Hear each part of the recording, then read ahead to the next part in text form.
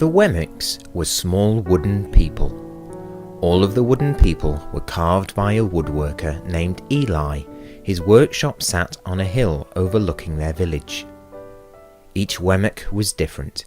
Some had big noses, others had larger eyes, and some were tall and others were short. Some wore hats, others wore coats, but all were made by the same carver and all lived in the village. All day, every day, the Wemmicks did the same thing. They gave each other stickers. Each Wemmick had a box of golden star stickers and a box of grey dot stickers. Up and down the street, all over the city, people spent their day sticking stars or dots on one another. The pretty ones, those with smooth wood and fine paint, always got stars. But if the wood was rough or the paint chipped, the Wemmicks gave dots. The talented ones got stars too. Some could lift big sticks high above their heads or jump over tall boxes. Still others knew big words or could sing pretty songs. Everyone gave them stars. Some Wemmicks had stars all over them. Every time they got a star, it made them feel so good.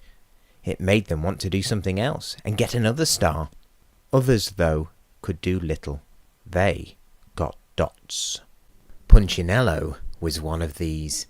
He tried to jump high like the others, but he always fell. And when he fell, the others would gather around him and give him dots. Sometimes when he fell, his wood got scratched, so the people would give him more dots. Then, when he would try to explain why he fell, he would say something silly, and the Wemmicks would give him more dots. After a while, he had so many dots that he didn't want to go outside. He was afraid he would do something dumb, such as forget his hat or step in the water, and then people would give him another dot.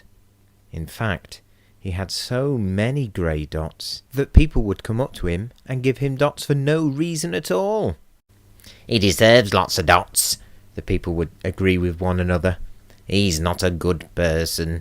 After a while, Punchinello believed them. "I'm not a good Wemmick," he would say. The few times he went outside, he hung around with other Wemmicks who had lots of dots. He felt better around them. One day, he met a Wemmick who was unlike any he'd ever met. She had no dots or stars. She was just wooden, and her name was Lucia. It wasn't that people didn't try to give her stickers, it's just that the stickers didn't stick. Some of the Wemmicks admired Lucia for having no dots, so they would run up to her and give her a star, but it would fall off. Others would look down on her for having no stars, so they would give her a dot, but it wouldn't stay either. "That's the way I want to be," thought Punchinello. "I don't want anyone's marks." So he asked the stickerless Wemmick how she did it. "It's easy," Lucia replied. "Every day I go and see Eli." "Eli?" "Yes, Eli, the wood carver. I sit in the workshop with him." "Why?" "Why don't you find out yourself? Go up the hill. He's there." And with that, the Wemmick who had no stickers turned and skipped away. "But will he want to see me?" Punchinello cried out. Lucia didn't hear. So Punchinello went home.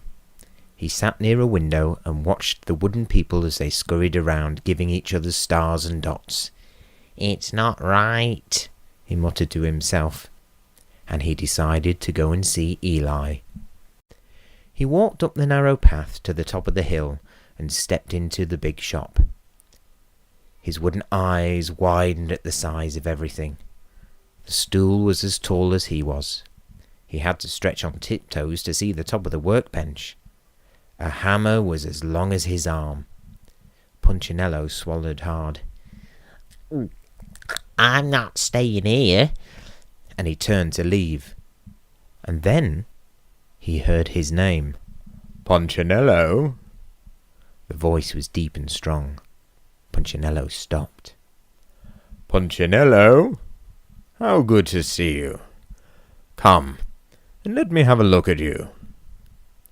Punchinello turned slowly and looked at the large bearded craftsman. "You know my name?" the little Wemmick asked. "Of course I do. I made you." Eli stooped down and picked him up and sat him on the bench. The maker spoke thoughtfully as he looked at the grey dots. "Looks like you have been given some bad marks." "I didn't mean to, Eli. I really tried hard." "Oh, you don't have to defend yourself to me, child. I don't care what the other Wemmicks think." "You don't?" "No, and you shouldn't either. Who are they to give stars or dots? They're Wemmicks, just like you. What they think doesn't matter. All that matters is what I think, and I think you are pretty special." Punchinello laughed. "Me? Special? Why? I can't walk fast. I can't jump. My paint is peeling. What do I matter to you?" Eli looked at Punchinello, put his hands on those small wooden shoulders, and spoke very slowly. "Because you're mine. That's why you matter to me."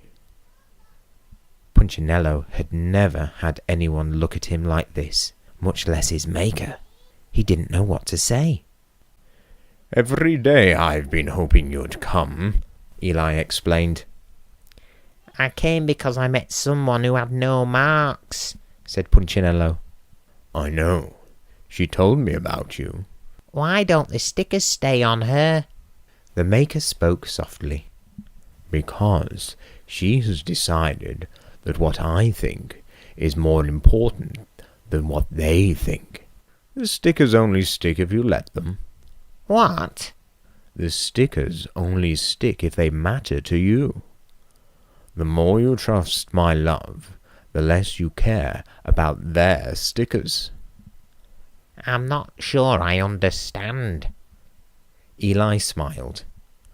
"You will, but it will take time. You've got a lot of marks. For now, just come to see me every day, and let me remind you how much I care." Eli lifted Punchinello off the bench and set him on the ground. "Remember," Eli said as the Wemmick walked out of the door, "you are special because I made you, and I don't make mistakes." Punchinello didn't stop, but in his heart he thought, "I think he really means it." And when he did, a dot fell to the ground.